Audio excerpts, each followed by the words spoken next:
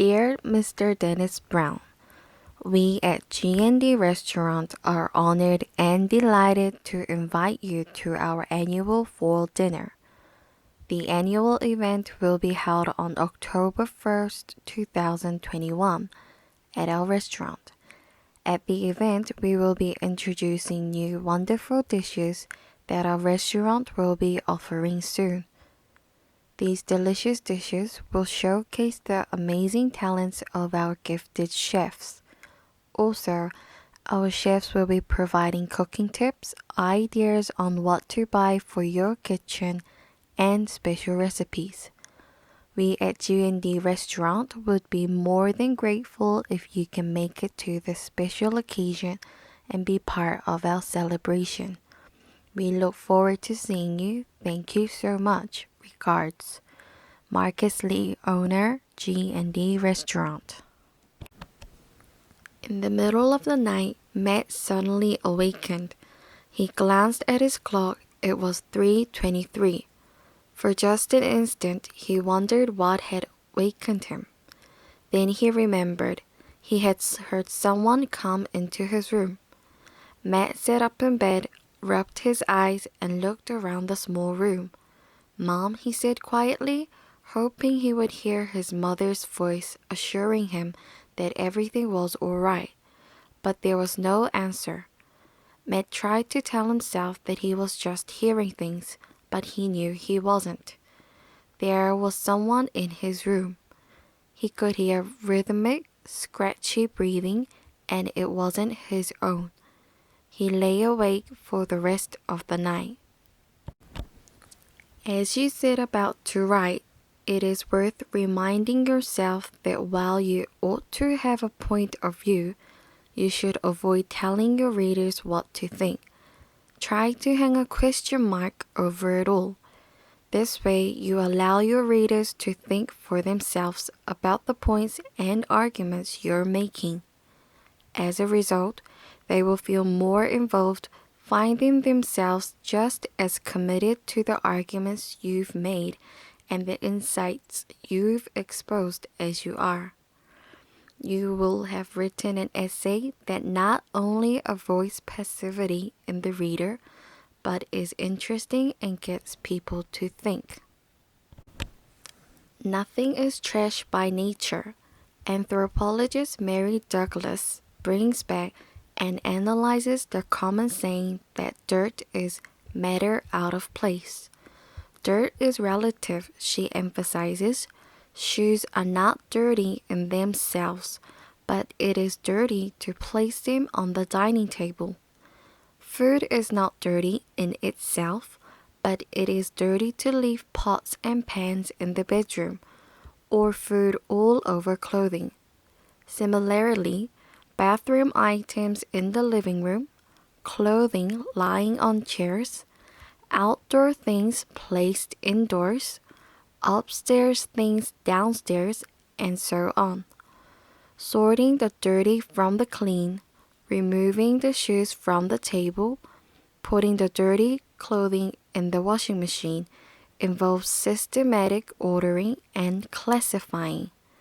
Eliminating dirt is thus a positive process. It is important that you think independently and fight for what you believe in, but there comes a time when it's wiser to stop fighting for your view and move on to accepting what a trustworthy group of people think is best. This can be extremely difficult, but it's smarter and ultimately better for you to be open-minded and have faith that the conclusions of a trustworthy group of people are better than whatever you think. If you can't understand their view, you're probably just blind to their way of thinking. If you continue doing what you think is best when all the evidence and trustworthy people are against you, you're being dangerously confident.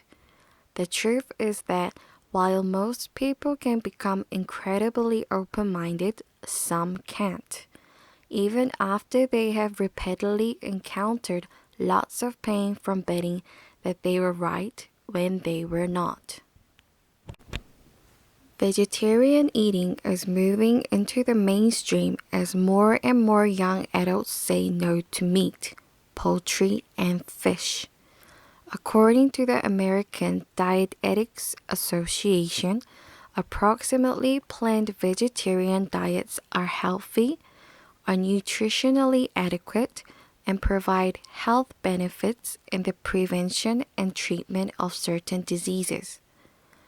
But health concerns are not the only reason that young adults give for changing their diets. Some make the choice out of concern for animal rights. When faced with the statistics that show the majority of animals raised as food live in confinement, many teens give up meat to protest those conditions. Others turn to vegetarianism to support the environment.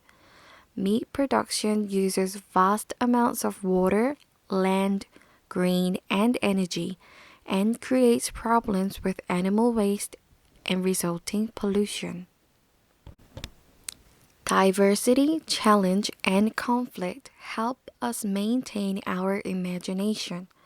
Most people assume that conflict is bad and that being in one's comfort zone is good. That is not exactly true. Of course, we don't want to find ourselves without a job or medical insurance or in a fight with our partner, family, boss, or coworkers. One bad experience can be sufficient to last us a lifetime. But small disagreements with family and friends, trouble with technology or finances, or challenges at work and at home can help us think through our own capabilities. Problems that need solutions force us to use our brains in order to develop creative answers. Navigating landscapes that are varied, that offer trials and occasional conflicts, is more helpful to creativity than hanging out in landscapes that pose no challenges to our senses and our minds. Our 2 million-year history is packed with challenges and conflicts. An economic theory of Say's law holds that everything that's made will get sold. The money from anything that's produced is used to buy something else. There can never be a situation in which a firm finds that it can't sell its goods and so has to dismiss workers and close its factories. Therefore, recessions and unemployment are impossible. Picture the level of spending like the level of water in a bath. Say's law applies because people use all their earnings to buy things. But what happens if people don't spend all their money, saving some of it instead? Savings are leakage of spending from the economy. You're probably imagining the water level now falling, so there's less spending in the economy. That would mean firms producing less and dismissing some of their workers. An economic theory of Say's law holds that everything that's made will get sold. The money from anything that's produced is used to buy something else. There can never be a situation in which a firm finds that it can't sell its goods and so has to dismiss workers and close its factories. Therefore, recessions and unemployment are impossible. Picture the level of spending like the level of water in a bath. Say's law applies because people use all their earnings to buy things. But what happens if people don't spend all their money, saving some of it instead? Savings are leakage of spending from the economy. You're probably imagining the water level now falling, so there's less spending in the economy. That would mean firms producing less and dismissing some of their workers.